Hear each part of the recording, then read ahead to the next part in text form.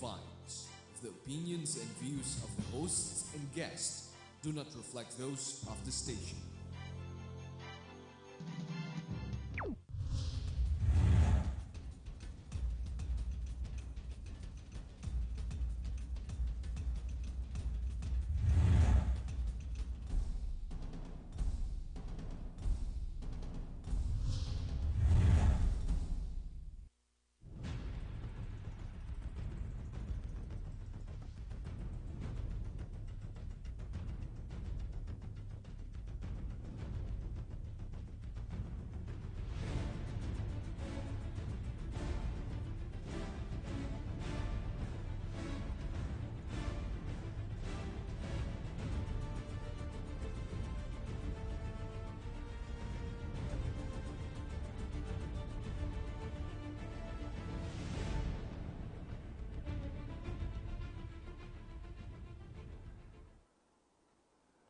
Masanto siya sa labin si kayo amin, maya pabengi keka, mayang gabi sa Tibok Mindanao, Visayas, ug sa Luzon. Bismillahirrahmanirrahim.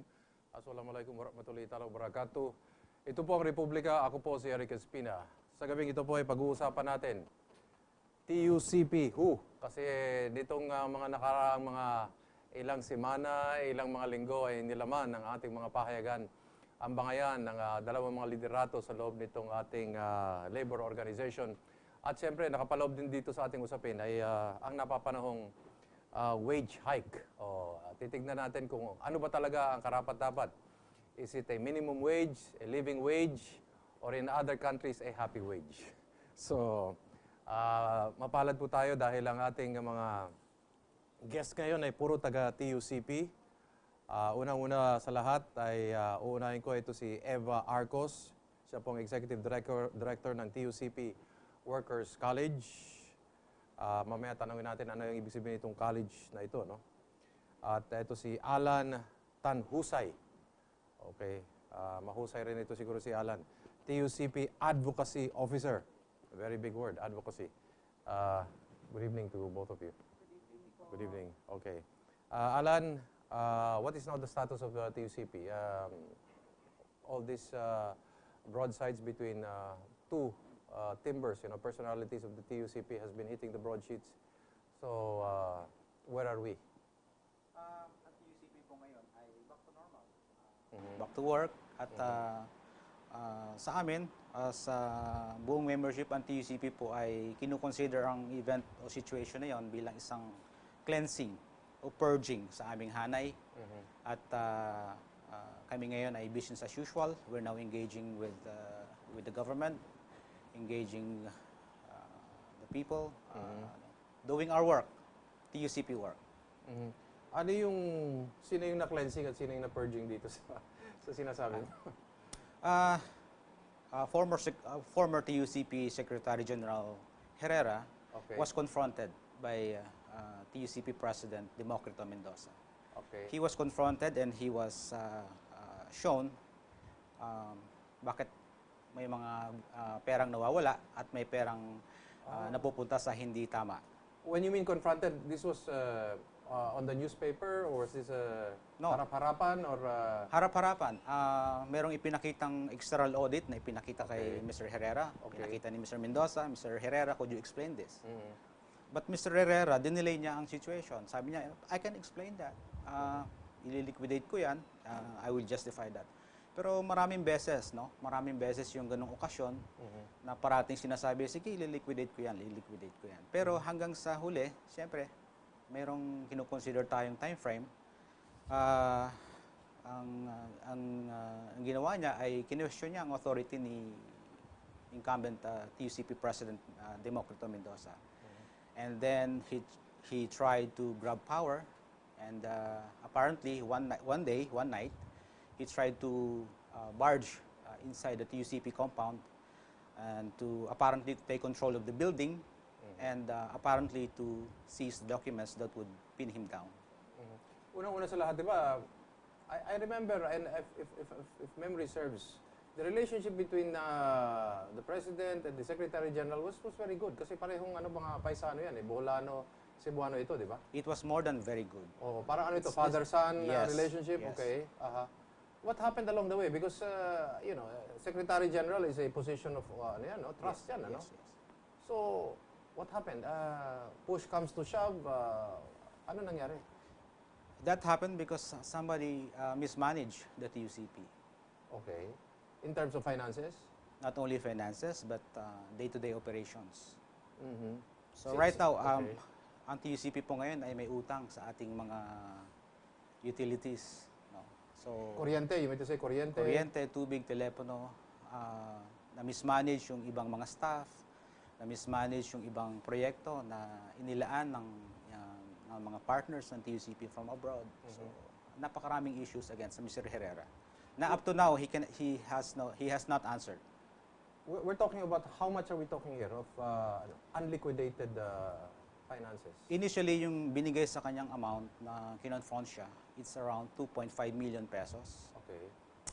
And there are others at ongoing po ang external audit na ginagawa ngayon. Okay. At siguro kung susumahin namin, it's around more than 10 million yung halaga ng mga buong proyektong dapat sagutin ni Mr. Herrera. Na hanggang ngayon hindi pa masagot? Hindi niya sinasagot. Okay. So, when was this discovered? When there was open close quotation mark a coup d'etat? Or this was ongoing before the coup d'etat happened, if I might use that very strong word? It's not really coup d'etat. Or were there words coming out already that he was being suspected before all this brouhaha happened? Before that happened, may mga issues at may mga ongoing na issues na yun eh. We are doing it the TUCP way, no? Meron bang investigasyon na nangyayari na ba nung bago pumutok ito lahat? Yes, yes. Okay. In fact, as I told Pero you internal lang, internal. Yes, Tahimik lang yes, ito. yes. Kasi merong internal process ang TUCP as an organization. No? Meron kaming constitution and bylaws. Meron kaming TUCP Council, the highest governing body ng TUCP. Meron kaming executive board. So we are a normal organization and we are resolving things our way. So we're talking anywhere from 2 million to 10 million? 2.5 Up to 10 million? Kasi hindi pa tapos yung ongoing audit na isinasagawa. So dito sa purging at sa cleansing, sino ang mga natanggal? It's obviously, it's Mr. Herrera. Isa lang? Isang tao lang? Or yung grupo niya? Or sino-sino? Si Mr. Herrera ay mayroong staff na nagmamanage ng day-to-day operations ng Secretary General at ng kanyang mga staff. Okay, immediate staff niya? Yeah, immediate staff. It's around 4 or 5 staff. And then, sila yung natanggal. Sila yung na-purge. Federations. And 6 other federations. Na, Ano itong 6 federations na ito? kasi mayroong Ongoing. 25 federations ng TUCP. Okay. And then, When you talk of federations, ito yung iba-ibang sa sangay ng ng mga manggagawa, ganun ba? yes, yes. Para lang maintindihan, no? Yes. Oo. Ang bawat isang federasyon ay may mga union o may mga CBA. Iba't ibang sektor ito? Yes. Okay. So 25 ito rin ang bumubuo ng council, no? Oo.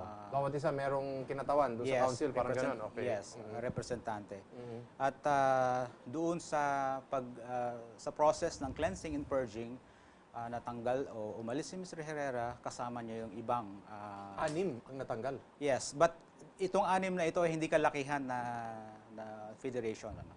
So majority ng mga TUCP council ay nasa suporta at sumusuporta kay Mr. Mendoza. Etong 6 na ito, inalis sila o sumama sila kay Herrera? Sumama sila kay Mr. Herrera. Okay. As far as TUCP is concerned, hindi nyo sila inalis. Yung Kasi mga baka masamo nyo pa sila eh. You know the difference Yes, between yes. sumama sila as against inalis nyo sila. Because in the future, you might still be able to get them back into the organization, you know? Tama po kayo. Ang inalis po ay si Mr. Herrera lang. Pero ang mga federation na ito ay Sumama sa kanya.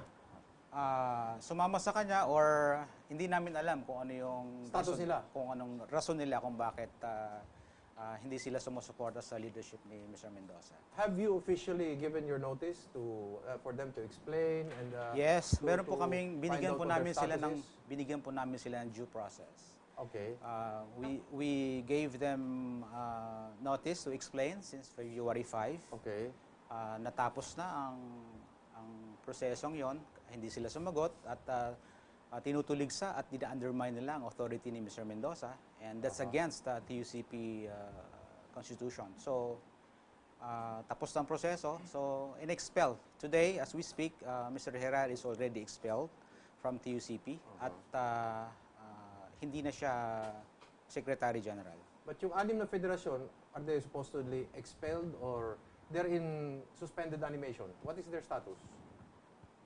Wala pang ruling yan, ano? Suspended animation. Medyo mahirap pa gano'n kasi meron ngayong prosesong ginagawa.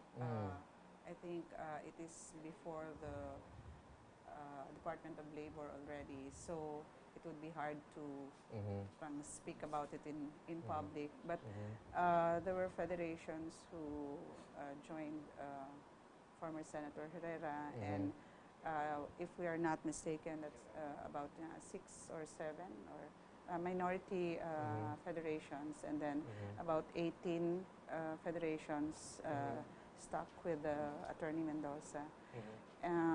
There are other issues that have to be settled before the Department of Labor, so it's I'd rather wait until that is final, the decisions are made. So yun po. The Department of Labor is not stepping into the Mendoza and Herrera TIF. Wala. That's already a settled issue as far as Department of Labor is concerned. No, I think there's going to be a investigation. Yeah, Hearing? a process, a hearing. So it's leading there. So we'd rather wait because there are other issues really. For example, former Senator Herrera was actually representing ALU, Associated Labor Unions, before the TUCP Council. Which means for the ordinary listener, what does that mean? What does kung baga po sa ALU, conflict of interest kasi ang mangyari? patapos po, nire-represent niya ang ALU sa TUCP. Pero we found out that he was elected as president of another federation. At hindi ALU. At hindi po ALU. So we just found out nung, I think sometime November 2011, but it's parang spurious assumption of office ang mangyari dyan. But then we found out because he said so in a meeting that he was elected as president of another federation, AMAPO. He was elected sometime September 2010. So we expected him to have divulged that voluntarily and informed ALU and also TUCP, because all the while we thought he was representing ALU. But you know, parang we'd rather wait until all this other issues When are is really this scheduled? settled. When is the Department of Labor planning to hear this? My understanding, you know, I'm not in the upper loop. Yes. My understanding is it's going to be in the very near future. So. May pinakitang resignation paper si former Senator Herrera. Why is he showing the public this alleged resignation paper of President Mendoza? Because that is actually his reason why he said he's now the supposed president of TUCP, because Attorney Democrito T. Mendoza resigned. So according to that's the claim according to the constitutions, the General Secretary assumes the presidency. That's in the Constitution.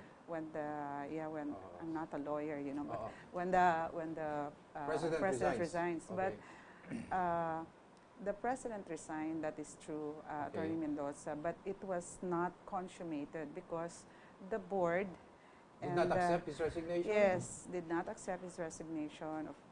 And then the council, which is the higher body, did not accept the resignation, and therefore the contention is he has never really broken his presidency. He was elected, and his full term is December 2012. He's actually staying on only up to December. He was elected. So it's part of the constitutional provision of TUCP that the board and the council has to first accept The resignation of the president. It's not there. Actually, it's not there. Nor It's not written. the actual like implementing The like uttering words of the provision is not there. No. So then when it is it's like when you resign, isn't it? When you resign, that resignation has to be accepted. So if that's the case, they did not accept. So it was never consummated. So then he continues because he has the support of the majority of the federation. So This is a very silly question, but wala kayong vice presidente, no? So from in your What do you mean, in your organizational chart, it is president tapos secgen na kagad, or no, hindi po. sa line of succession ninyo? Yeah. Sa line of succession, no? But we have vice presidents kasi Internal, external na nangyayari dyan? hindi po. Ang automatic po, ang every president of a federation becomes the vice president, becomes a vice president of TUCP. So you have a lot of vice presidents? Opo. Kung halimbawa, kung 25 po ang federation, so then you have so many vice presidents. Elected po yung yung president at saka yung GenSec. What don't we know about the events now? What is Mr. Mendoza doing? What is Senator Herrera doing? Is there a ceasefire? Are they waiting for the Department of Labor to convene? Tuloy lang ang trabaho sa TUCP, bukas ng opisina, because I heard there was a time sinirado yata because Senator Herrera, former Senator Herrera, wanted to go into the office. Yes, ang TUCP po ngayon ay business as usual. Sino na kayo na SecGen? Pinalitan na po siya ng council. The council is the one operating it, and they have not yet elected anybody or appointed anybody as SecGen? Yeah, elected po si Ginoong Balais. Siya ngayon? Victorino Balais. Siya ngayon ang Secretary General at siya na rin ang pumalit kay Mr. Herrera. Ano ba yan? Is that by appointment? Is that by election? Elected po. Elected. Yeah. He's no longer acting. He is the permanent secretary. Siya ang kinikilala ngayon. Opo. May documents naman po yan to support the election of Brother Balais. Okay. He's the president of PTGWO. That's originally that's transport Philippine Trade, BTG, and General Workers Organization. Let me ask you this question, no? Kasi parang these 6 other members of of TUCP, they're like prodigal children, no? If I might use that term, no? May plano ba kayo na pabalikin sila? Or, there are many ways of undertaking this. Would you like these people to come back, or? Siguro we leave it up to them. Okay. We leave it up to them. Is the door open for them if they want to come back, or it's the door shut? And how is TUCP? Kasi 6 rin ito, no? 6 federations din ito. Sayang din ito, di ba? I mean, may mga tao din ito kahit maliliit, pero diba? At the end of the day, the centerpiece of the federation is the labor. It's open. I think we always It's want open. to work for the unity of the labor sector, So, but we are not the ones to make really the final decision as to what will be the direction. So, as far as we are concerned, we're really more for the. We want to continue the work that we're supposed to do, work for the interests of the workers and their families, and let sana nga yung internal issues be settled internally, because it might not be very helpful kung i-discuss yung the details of the. Although if you're very transparent about what is happening in TUCP, this augurs very well as far as trust. Public trust also, no? Especially for other future confederations. If you're expanding your operations and you want more laborers to join the TUCP, diba? So well, I think it's actually out already. So kaya nga. That's why this has been discussed, but in short, we have moved on. Yeah, moved on in a certain sense that ano bang mga programa yung allegedly na? What programs is TUCP undertaking? At medyo na-affected dun sa unliquidated?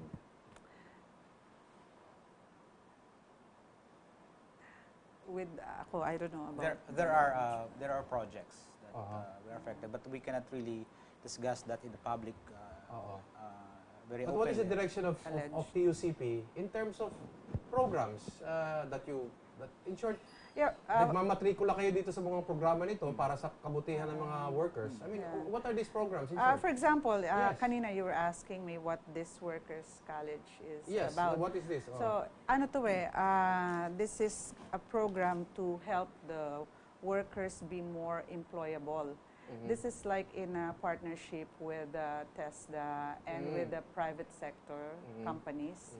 So we train workers, especially those who have been retrenched, Okay. those who have difficulty in looking for work, those who want to find a new career, etc., etc. So we're training them. For now, for example, we have training for call center agents, Okay. and What then else?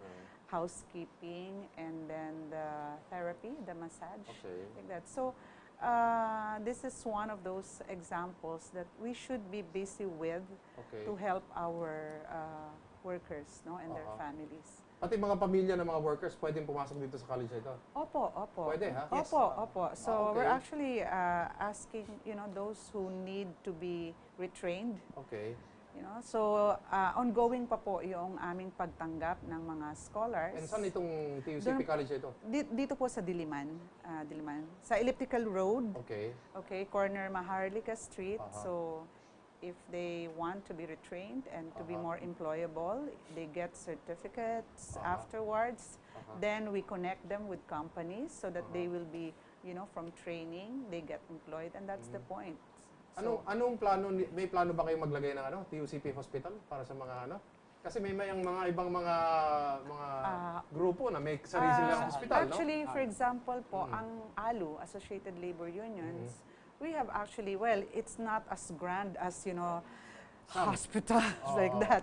But we have really clinics. May mga magaganda kaming medical equipments, especially the one in Cebu.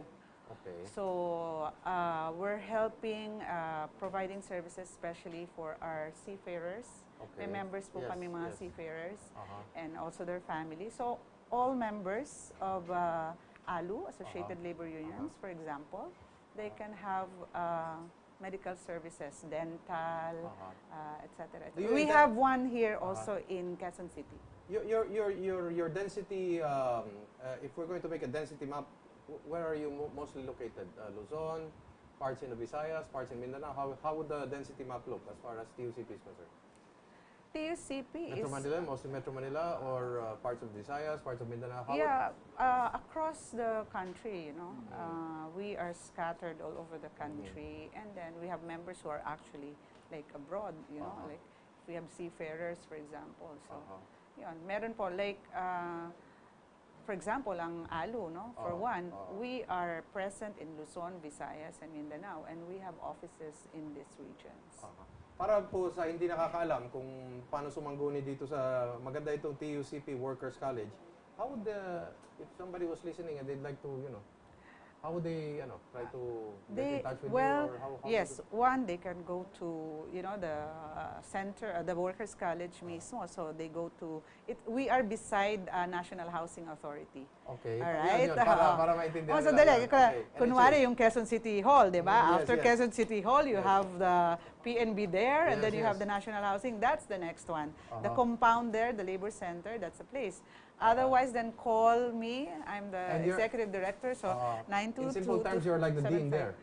Yes. Hindi, parang So, tubot-tubot kasi opo. parang kasi college daw, you must be the dean there. Opo, so they can call or can email. Please come kasi we're ongoing po ang enrollment. Okay. Pero may nag-start na rin po ng mga klase. Okay. Anong mga programs ng TESDA vis-a-vis ng TUCP Workers College? Ilan po yan sa mga tatanungin natin sa pagbabalik natin, pero tututukan din natin itong wage hike kasi ito yung napapanahon ngayon sa pagbabalik po ng ating programang Republika.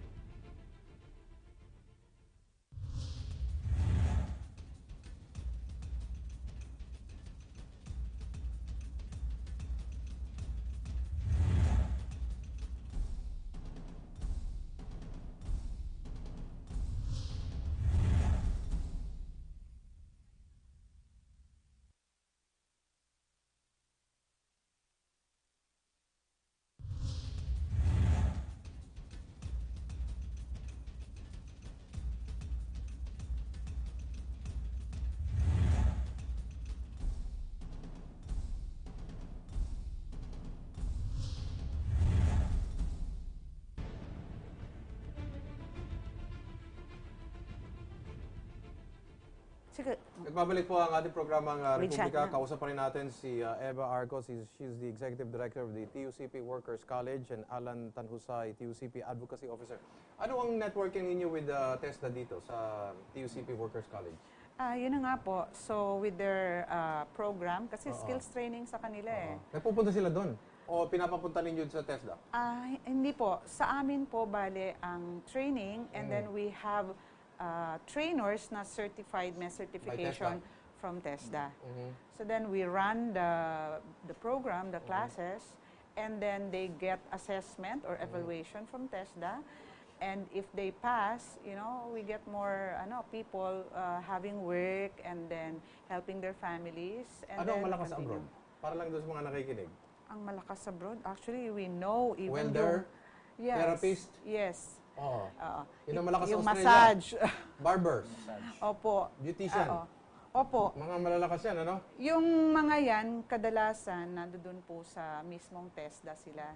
Ito po kasi, parang meron lang kaming Satellite. selected courses na pwede naming ibigay dito sa aming lugar to make it also more, it's closer to certain people, you know, our members or in general, no, public.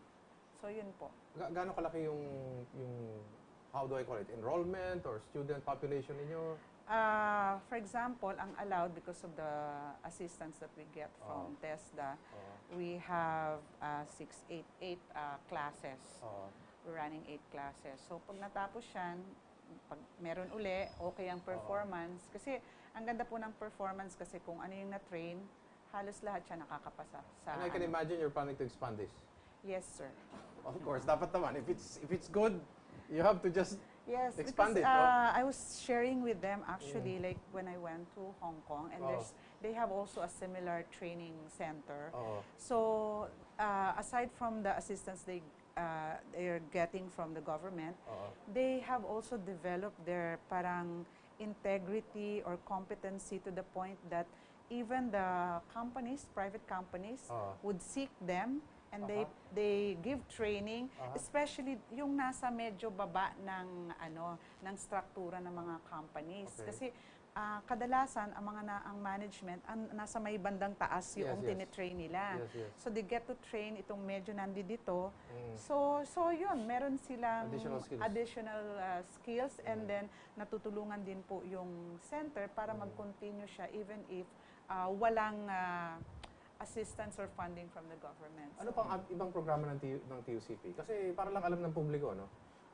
We are also engaged with House of Representatives. Okay, meron tayong si Raymond Yes, Mendoza. we participate in committee hearings, technical working groups discussions on certain Committee on issues. Labor kayo, obviously, no? It has to be. Yes. Pero you're not the chairman. Poverty, as siya, co-chair, I think. Sino ba ang chairman?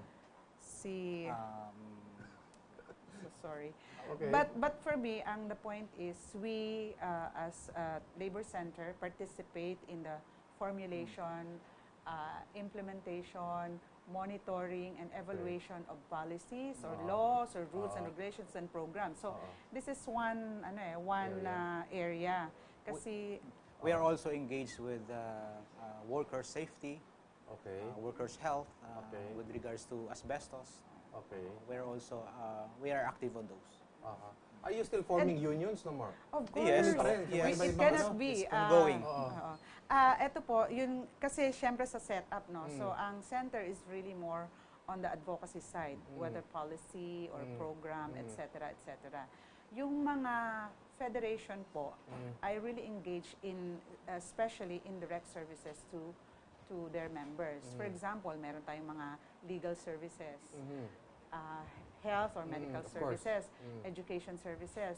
So, marami po yan. So, marami tayong engagement, both direct services and advocacy. Okay, dito sa punto ng wage hike, where is TUCP there? Kasi yung mga ibang counterparts niyo, mas maiingay sila. Kayo, mas sober kayo, no? No, TUCP is in the forefront. In the forefront, but very sober. Compared to the others, no? What do you mean sober? It's a matter of... Well, hindi kayo destabilizers, if I might be very blunt to say that. Okay. we don't want to destabilize. Exactly. We don't want our workers to lose their jobs. Exactly. Oo. Diba? So, we want to have a balance Okay. in keeping the jobs, Oo. but as well as having decent wages Correct. and working Tama. conditions. Oo. No, so yun po ang ating... Dignity in labor, in short. Yep. Yes, Oo. advocacy. And at the same time, we recognize that our social partners, Oo. example, the employers, they must have also a fair return on their Oo. investment. Oo. And then, for the government to have a stable, a conducive environment for investments to grow, development, businesses to progress, grow, of course. but at the same time, inclusive ang growth. Lahat-lahat tayo of mag-grow, course. di ba? So yun naman po ang linya natin. Let So, all tides lift all boats, di ba? Parang gano'n, ano? Opo. So, where are we in terms of the wage hike? Anong hinihingi ng TUCP? Where, in as far as TUCP is concerned, last Friday, nag-file po ang TUCP ng 90 pesos wage increase dito sa This is covering what areas? Metro Manila po. Metro Manila. And then Okay. today, just a few hours ago, Oo. kami po ang nag-file ng wage petition of 86 pesos wage increase para naman sa manggagawa dito sa Calabarzon. Okay, how about in other parts of the country? How do you, inaano nyo ito, no? Binabalance out nyo ito depending on the region, no? Yes, sir. Kasi since we're engaging the RTWPBs, no? So, iba-iba yung bawat region. Yeah. And then may tinitingnan tayo nung kailan yung last effectivity ng legislated wage rates. So, yun po, meron tayong mga tinitingnan saan na pwede tayong magsulong ng ating petisyon para sa karagdagang sahod. Ganyan. How do we look at this? How do you input it? Consumer point index ang tinitignan nyo? The basket, take-home basket of the Filipino family? Pag-akyat ng gasolina? What becomes your basis for, in your own estimation, separate from the government? Opo. So, isa po sa tinitingnan namin, for example, ang inflation rate. So, Yes, of course. for example, yung ano na yung value, real value ng purchasing ating... power ng peso. Yeah, that's one. The other one is yun nga, yung CPI, Consumer Price Index. So, ano na yung pagbabago ng presyo ng mga bilihin Yes, at yes. ng serbisyo. Oo. That's another. And then second, yung ating, syempre, nagpo-project ka. Kasi, bago ka uli makahingi niyan, nag-suffer ka na dun sa ilang increases na nung ano. Kasi So, naghahabol ka actually. Opo, naghahabol tayo. So, Lalo meron na't tayo. nakautang ka na. Opo. Nakautang na yung Actually po, bago mo matanggap yung sweldo, Nakautang ka na. meron ng papupuntahan Yes, yan, yes. di ba? May pinaglalaanan na yan. Opo. Nakasangla na nga yung, Opo, yung sir. ATM mo. So, meron tayong konting projection, and then the fourth would be yung konting amot doon sa GRDP, so Gross Regional Domestic Product. So, ito po yung major considerations namin sa paghingi ng aumento. Does it ever happen that ang hinihingi ng TUCP magkaiba dun sa ibang mga labor groups?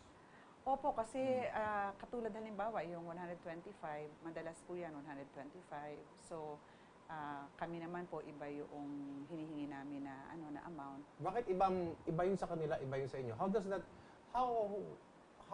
is that, estimated, computed? Minsan po siguro sa appreciation ng mga datos, no? So, at minsan strategies din po 'yan, Okay. di ba? Kasi art of bargaining din. Okay. So, Pati sa marami bargaining po. ba, iba-iba ang style ninyo? Yes, obviously. Bakit? Anong kaibahan ng TUCP dun sa ibang mga labor groups? Well, unang-una, yun nga, we engage the government. Constructive engagement Yes, kayo? constructive engagement. Hindi destructive engagement? Yes. Okay. We engage Critical, I might say also critical. So, critical. hindi naman tayo Collaboration. hindi naman yes people kami, di ba? So, siguro, You're saying constructive criticism, parang gano'n. Critical collaboration. critical Yes. collaboration. Not destructive collaboration. Being responsible, ganyan. So, magbabalance tayo, di ba, ganyan. So, pero hindi naman natin sinasabi na hindi pwede yung ibang pamamaraan. Baka nakakatulong din yung ibang pamamaraan para makamit ng mga manggagawa at ng pamilya nila yung hinihingi nila.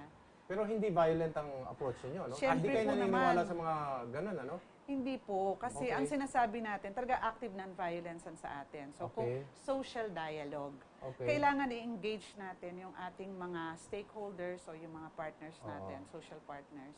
At yung hanay din namin, kailangan magkaisa tayo, magkaintindihan. Dapat ang primacy is ano yung makabubuti para sa lahat. Actually, nasa Vatican II Council yung mga, yung ganun lang yan. Christian responsibility lang naman yan over your workers actually, di ba? So, medyo mahirap nga po yung yung nagko-compute ka, di ba? Pinag-aaralan mo, asan na ba yung datos? And then siguro po, kasi kailangan gamitin natin din kung ano yung datos, statistiko ng ng gobyerno para on the same page tayo. Kasi ang hirap, hindi naman yan kasi yung yung datos, di ba? How will the ordinary Filipino differentiate TUCP from other labor unions? What makes you different from them? First of all, siguro, If I was a labor, laborer and I said, sino sasamahan ko? Kilusang Mayo Uno o kayo? Bakit ako sasama sa inyo? Bakit hindi sa Kilusang Mayo Uno? Mas maiingay sila. Siguro- Tapos pag nag-across the board sila, kasi talagang papangakuan ka, isipin mo, teachers. Di ba? Tataasan ng mga sweldo. Di ba? Mga estudyante, ibaba ang tuition fee. So saan kukunin ang sweldo pag Ang maganda po kasi siguro ang Diba? measurement din, sir, is marami po kaming collective bargaining agreements. Ibig sabihin, maraming naniniwala doon sa serbisyong binibigay namin sa aming mga miyembro. At naniniwala rin sila kasi bukod doon sa pagsiservisyo po sa miyembro namin, katulad po ng wage hike, kung tutuusin, lampas na po sa minimum yung mga miyembro namin, di ba? Kasi may CBAs tayo eh. Pero sinasaalang-alang natin yung mga workers na walang asosasyon o labor union na humaharap para hingiin kung ano yung nararapat para sa kanila. So, siguro po yan. At sa maayos na pamamaraan, very peaceful, but critical nga, responsible. And magkano ba yung hinihingi ng ibang mga labor unions? Kayo, sa alam po namin, yung 125 nga. sa inyo, magkano? Dito po sa NCR is 90. 90. And then sa Calabers, kanila, 125. opo, across Nationwide. Nationwide din sa po. kanila.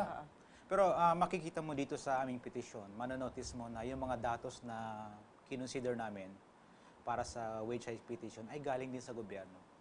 Okay. So 125 sa kanila, sa inyo 90. Yes. Opo. Bakit sa inyo 90, sa kanila 125? Meron po silang explanatory note doon sa kanilang final na bill. Okay. Hindi nga lang po kumbaga naka-itemize, for example, yung Okay.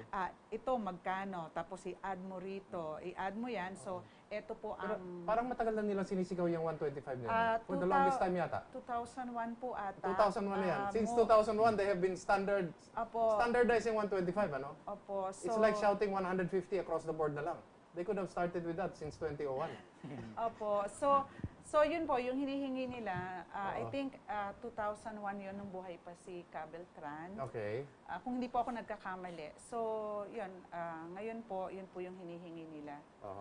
So, Alan, ba't so hindi ka- kanya-kanya po yun eh. Kanya-kanya naman. Alan, diba? let me ask you a personal question. Ba't di ka nagkilos ang Mayo Uno? Yun nga, mas gusto kong constructive engagement. Okay. For me, I work well with critical collaboration. Sinubukan kong sumali niyan nung medyo bata-bata pa ako. Sinubukan ko So nag-KMU ka rin Yes, dati? yes. This is Not really- human interest. Please not- talk to me. Not necessarily KMU, but radical groups. Okay. Which radical group is this? Medyo hindi ko muna sasabihin kasi Okay. meron pa ako utang sa kanila eh. Utang na ibig sabihin na I tried to commit before when I was younger pero hindi ko na pinursu yun. I pursue other ways. Okay. And then you discovered TUCP. No, before I went to TUCP, I was with the Magdalo group. Sundalo ka dati? No, ako po Civilian component? No, journalist. Ako po ay journalist for 15 years.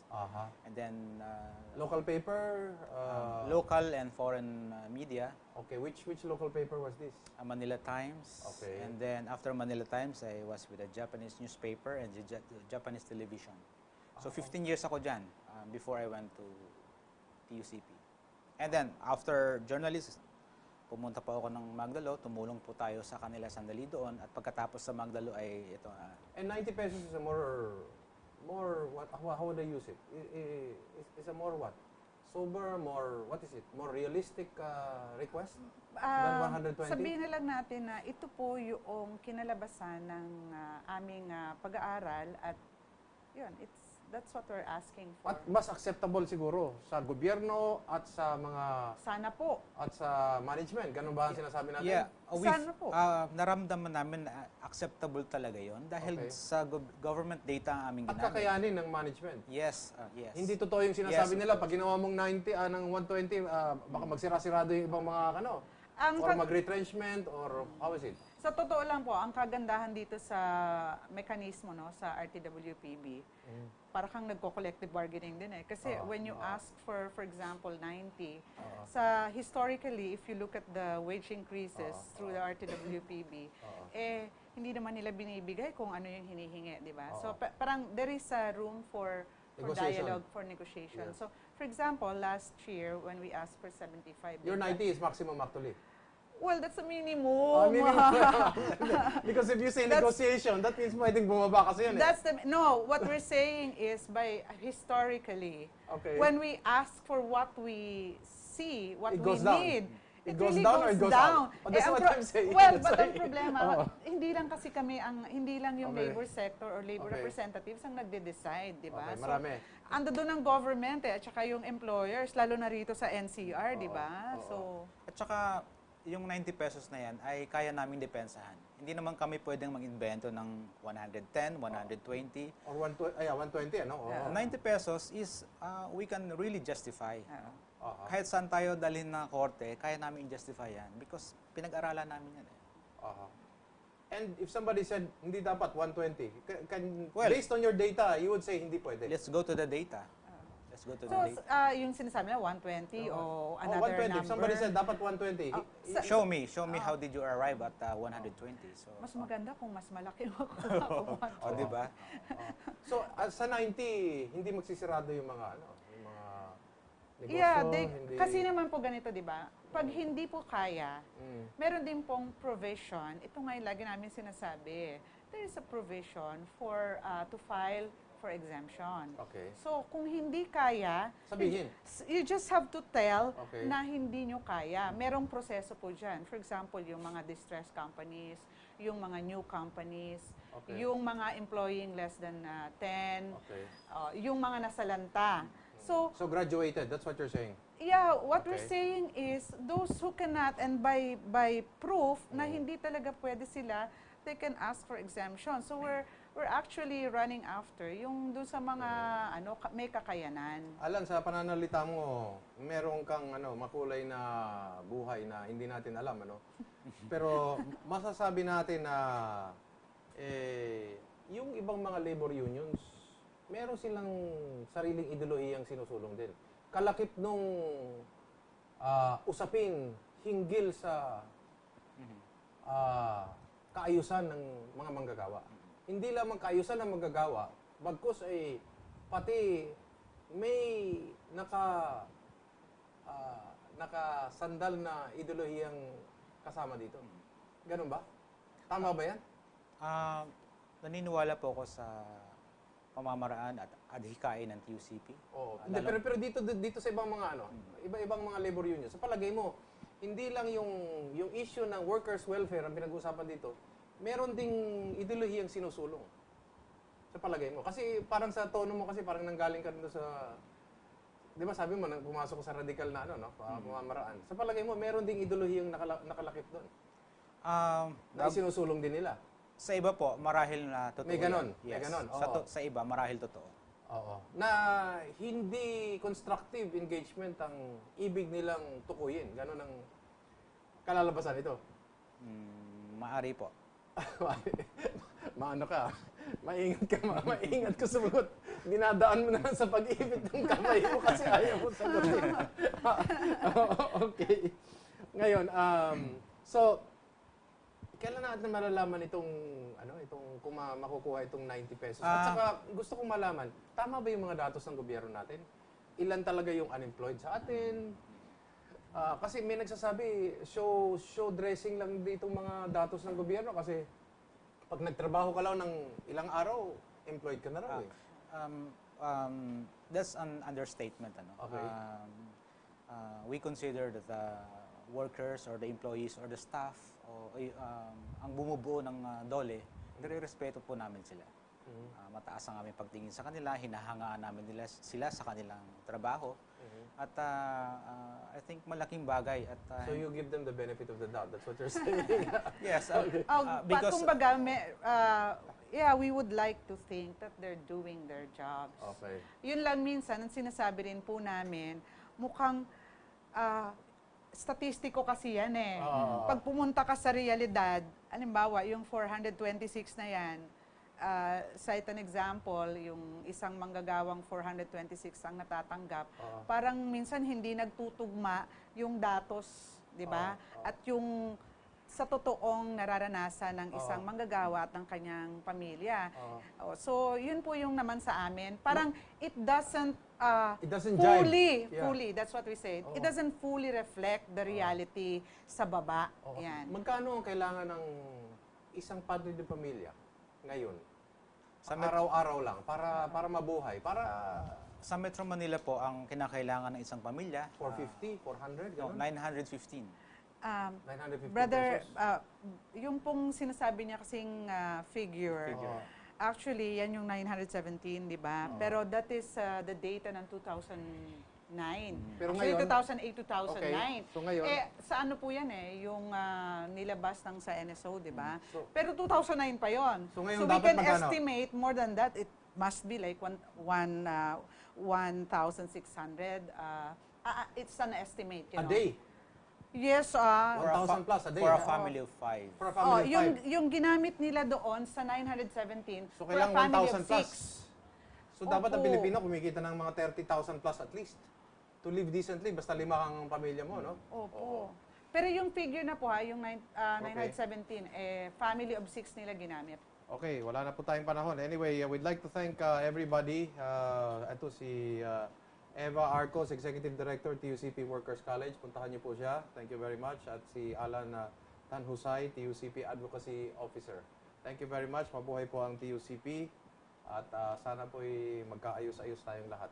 Mabuhay po ang mga manggagawang Pilipino at ang pamilyang Pilipino. At ito po si Erik Espina, palagi po nagsasabi sa inyo, magmasid, maghialam, higit sa lahat po ay manindigan sapagkat wala pong magmamahal sa Pilipino kung hindi ang Pilipino. Daghang salamat, maayong gabi, kaninyong tanan.